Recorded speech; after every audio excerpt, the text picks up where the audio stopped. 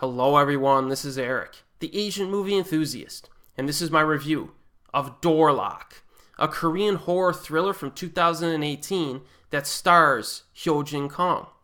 A woman, played by Hyo-jin Kong, is scared that she is being stalked by someone in her apartment building, and she suspects that this person is attempting to break into her apartment.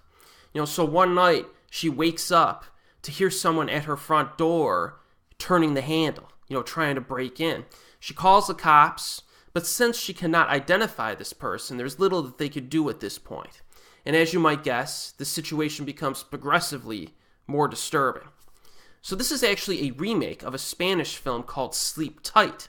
I've seen that movie and I really enjoyed it. It's somewhat unorthodox because the main character is the stalker, and you follow him throughout the film as he does various things to the people in his apartment complex for the sole purpose of making them miserable. Like, that's the premise of the film.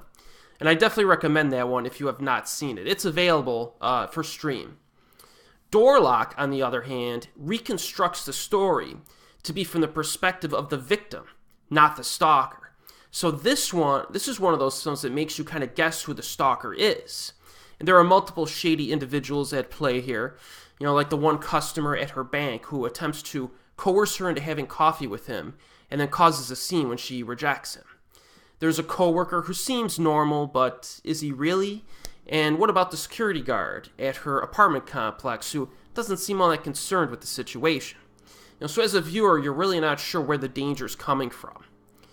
One thing I am certain of is this. I could suspend my disbelief a lot easier in Door Lock than I could in The Witness. It's not even close. I mean, the situational script writing in Door Lock is way better than that movie.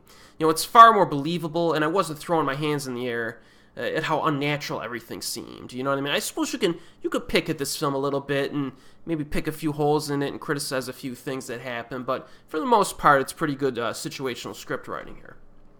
Another positive quality to Door Lock is that there is some legitimately creepy scenes in this movie.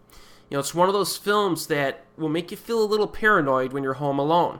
Is someone gonna try to break into my house, or is there someone already inside? It's one of those movies. So it's very effective in that way. And, I know this is a remake of Sleep Tight, but at times it reminded me of another Spanish film called The Uninvited Guest from 2004. Primarily because I think that film was from the perspective of the person being stalked, I guess you could say. It wasn't really a stalker film, but you get what I'm saying.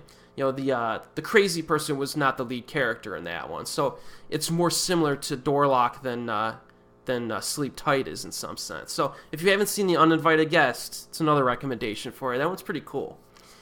But in terms of the creep factor, I think Door Lock is just as good as either of the Spanish films I've talked about here, in my opinion. It takes its time with the slow burn tension, and then introduces a few acts of violence that are pretty disturbing. The ending has a sequence in an extremely claustrophobic location that is pretty intense. I enjoyed it. Definitely a nice crescendo that is satisfying when it finishes. So Hyo-jin Kong is great in the lead role. She does a very good job playing a very reserved and vulnerable character in a way that we she grows on us throughout the film, and we care for her well-being, because I can see some actors maybe coming in here and portraying the character in kind of a whiny, wimpy manner, but she really doesn't. You know what I mean? She's reserved and vulnerable, but she's likable, and I think that's important here.